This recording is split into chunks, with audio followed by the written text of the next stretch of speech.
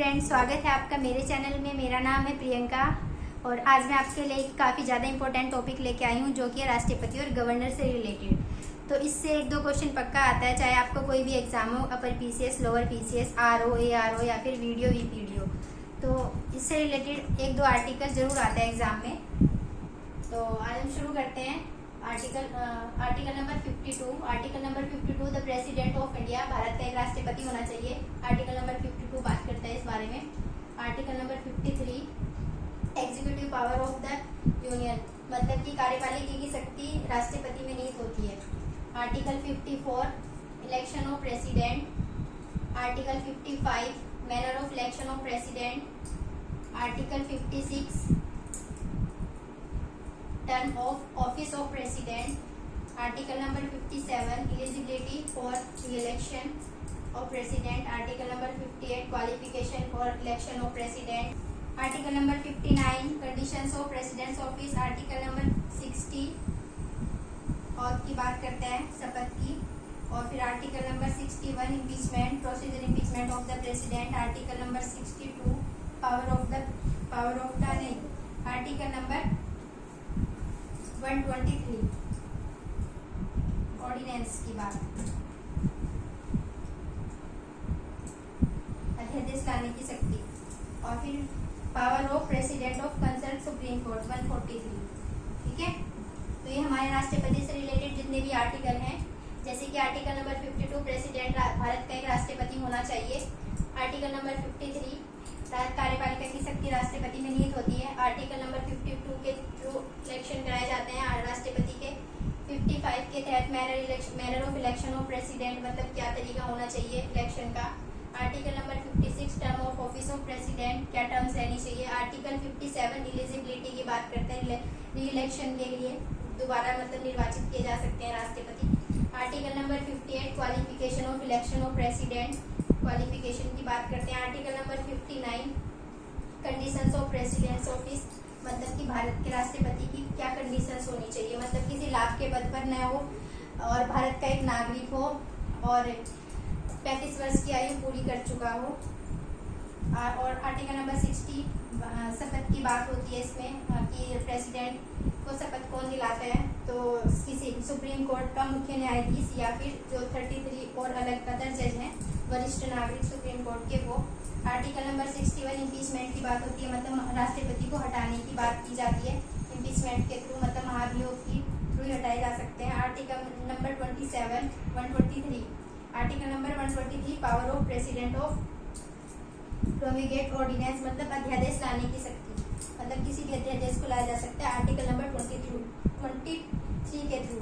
Article number 43 कहता है कि power of president to consult supreme court, मतलब किसी भी मुद्दे पर कोई राय लेना हो सुप्रीम कोर्ट से तो वो ले सकते हैं सुप्रीम कोर्ट से। बाकी वो उनकी राय मानने के लिए बाध्य नहीं है, कि जरूरी नहीं है कि जो उन्होंने उनको बताया है वो उनको माननी है। ठीक है, इसी तरह पावर मतलब सुप्रीम, मतलब जैसे कि राष्ट्रपति सुप्रीम कोर्ट से राय ले सकते हैं, इसी तरह सुप्रीम कोर्ट भी राष्ट्रपति से किसी भी मामले में राय ले सकता है, पर वो दोनों एक दूसरे की राय को मानने के लिए बाध्य नहीं होते। तो अब हम गवर्नर से रिलेटेड आर्टिकल पे आ जाते हैं। जैसे कि आर्टिकल नंबर 52 राष्ट्रपति की बात करता है, इसी तरह आर्टिकल नंबर 153 गवर्नर की बात करता है कि राज्य में कौन होगा, गवर्नर। जैसे कि इंडिया का प्रेसिडेंट सर्वोच्च पद पर कौन बैठा है, राष्ट्रपति। इसी तरह राज्य में कौन है, गवर्नर। ठीक, और फिर executive power of the union, मतलब कार्यपालिका की शक्ति किसमें निहित होती है, राष्ट्रपति में निहित होती है। ठीक है, इसी तरह विधायिका की शक्ति किसमें है, गवर्नर में। इसी तरह 154 आर्टिकल नंबर 154 कहता है कि इलेक्शन ऑफ द प्रेसिडेंट, तो प्रेसिडेंट का इलेक्शन होता है पर गवर्नर का इलेक्शन नहीं होता, वो निर्वाचित होते हैं। तो आर्टिकल नंबर 55 के तहत निर्वाचित होते हैं। कौन निर्वाचित करता है, राष्ट्रपति करते हैं। किसकी सलाह पर, प्रधानमंत्री की सलाह पर। Article number 55 manner of election of president की बात होती है इसमें, पर जो कि हमारा राज्यपाल का कोई इलेक्शन होता ही नहीं है, तो इसमें मैनर की बात तो आएगी नहीं। तो आर्टिकल नंबर 56 है term of office of president. बाकी 156 जो है राज्यपाल की बात करता है। तो जो इनके जो आर्टिकल्स हैं काफ़ी ज़्यादा, मतलब 80% मैच करते हैं। ठीक है। जैसे कि 156 तो ये 56 term of office of president, मतलब क्या टर्म्स होनी चाहिए। फिर इलिजिबिलिटी की बात आती है, इलिजिबिलिटी ऑफ री इलेक्शन की, तो इसका इलेक्शन होता ही नहीं, जब इलेक्शन होता ही नहीं तो 157 आएगा ही नहीं। फिर यहाँ पे आएगा 157, 158 से जस्ट एक नंबर का 157। क्वालिफिकेशन की बात होती है, इसी तरह गवर्नर की क्वालिफिकेशन की बात हो जाएगी 157 में।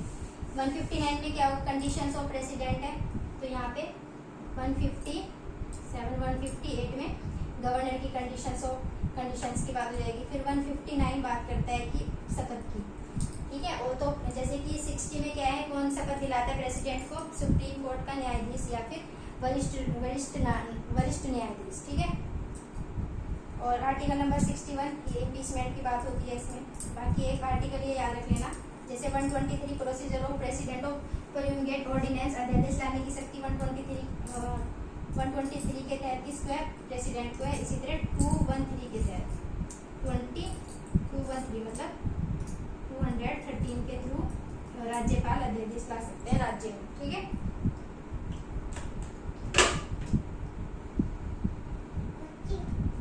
हिंदी में बता देती हूँ मैं, ये हमारा है कार्यपालिका राष्ट्रपति,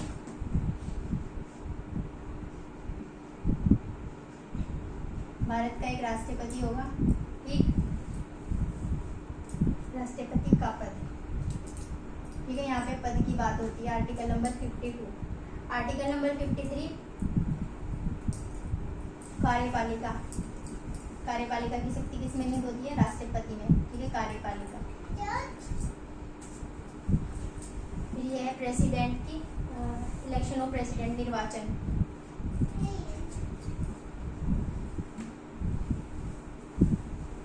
यहाँ पे आ जाएगा कोटा, मतलब क्या तरीका होना चाहिए, मतलब मैनर क्या होना चाहिए। Term of office of president,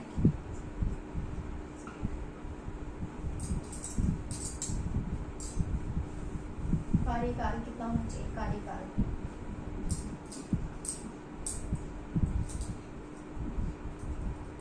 दोबारा चुनाव,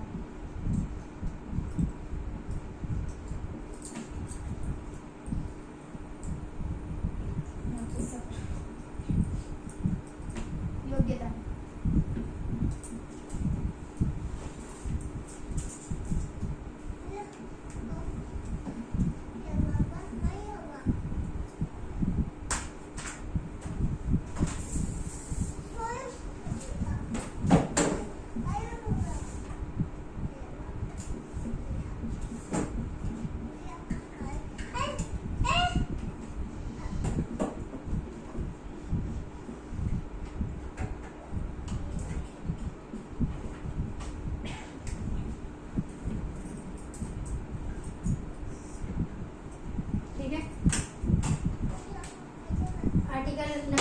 राष्ट्रपति का पद, आर्टिकल नंबर 53 कार्यपालिका की शक्ति राष्ट्रपति में लीड होती है। आर्टिकल नंबर 52 निर्वाचन की बात होती है।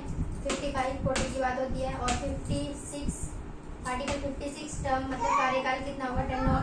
फिर article eligibility of for the election, दोबारा चुनाव की बात होती है। 58 में योग्यताएं, 59 में दशाएं, और 160 में शपथ, और फिर 61 में महाभियोग, और 123 में अध्यादेश लाने की शक्ति। तो आज के लिए इतना ही था। अगर आपको अच्छा लगे तो मेरी वीडियो को लाइक करना, मेरे चैनल को सब्सक्राइब करना और कमेंट करना। Thank you.